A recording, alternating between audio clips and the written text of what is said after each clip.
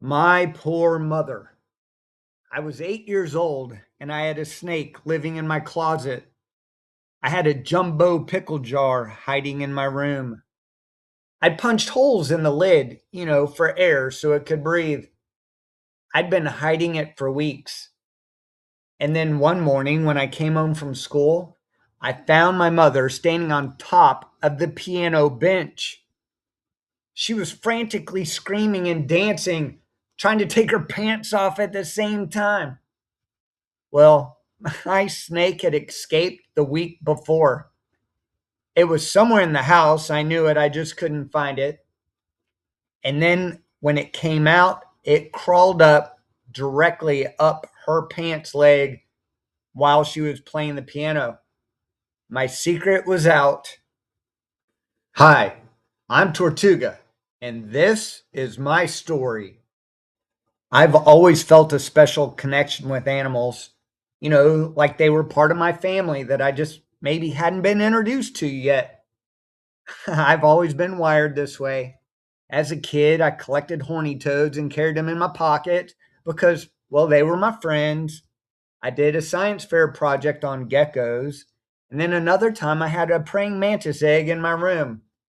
It hatched, all of them, on the wall. The morning before school, I could literally see my wall moving. I'm sure you don't know how many babies a praying mantis egg has. I didn't, but a million would be a humble estimate. My dad had to come save the day. He grabbed a shop vac and started vacuuming them all up before my mom woke up. My daughter was born and an owl showed up. It was a great horned owl, and it sat in the tree outside our back door for the entire first week of her life. Every day, just sitting there, looking in through the sliding glass door, watching. I'm not someone who reads into things. I don't do zodiac signs or Chinese calendars or cosmology. That's just not my world. But I know that an owl was there every day for a week. I know it had never been there before. I know it never came back after. And I know that every time I looked at it, I felt like my daughter was being watched over by something bigger than me. I don't need to explain that. I just know what I felt. Years later, I ended up at Walter Reed. I won't go into all of that, but they made me meditate. I had never done it before. I'm not a sit still kind of guy. I thought of meditation as something that happened in movies. You know the scene: smoke, drums, vision quest. That is not what was happening to me. This was a hospital. It was cold, fluorescent lights, people in hallways who didn't know your name. They made me sit down and close my eyes. I don't know why it clicked, but it did. I felt energy all around me. And then I saw a bear. And then I became the bear. I could feel the soft earth under my feet. I could feel the weight of myself moving through the forest. I could see my breath in the cold air. And then I changed. I was on the edge of a cliff above a canyon and I was an eagle. I went off the edge. I was airborne. I could literally feel the wind pushing back against my wings as I climbed. Not imagined wind, wind. I could actually feel it. I was given a keychain before I left. A bear. I still have it. These are your spirit animals, they told me.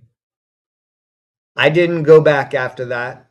That was the only time I was ever made to sit in that room.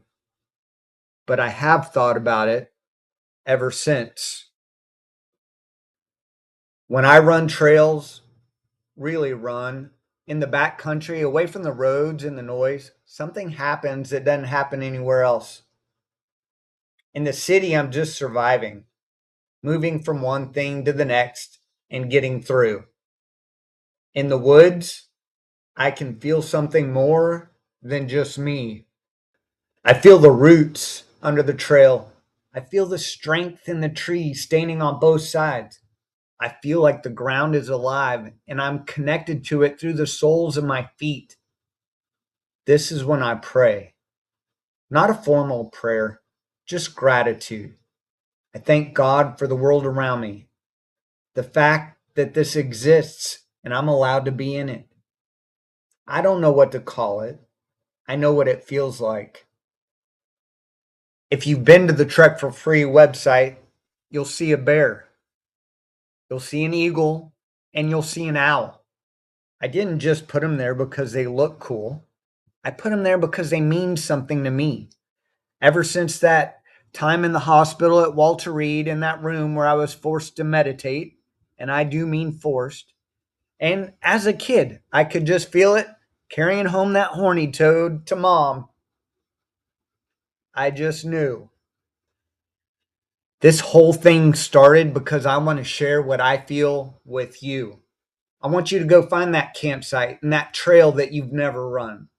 I want you to go feel it out there. Feel what it feels like. The thing in the trees.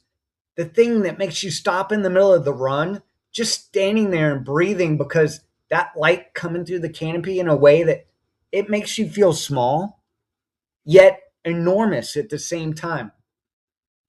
Look, I don't know what a spirit animal is supposed to be, and I'm not sure that it matters what you call it. I just know that when I'm out there, I'm not alone, and I think you aren't either. Am I the only one that feels this way, that feels some connection to the animals and the earth and the trees around me? Or do you feel it too? Tell me in the comments. I actually want to know. Well, I hope to see you out on the trail. For now, this is Tortuga signing out.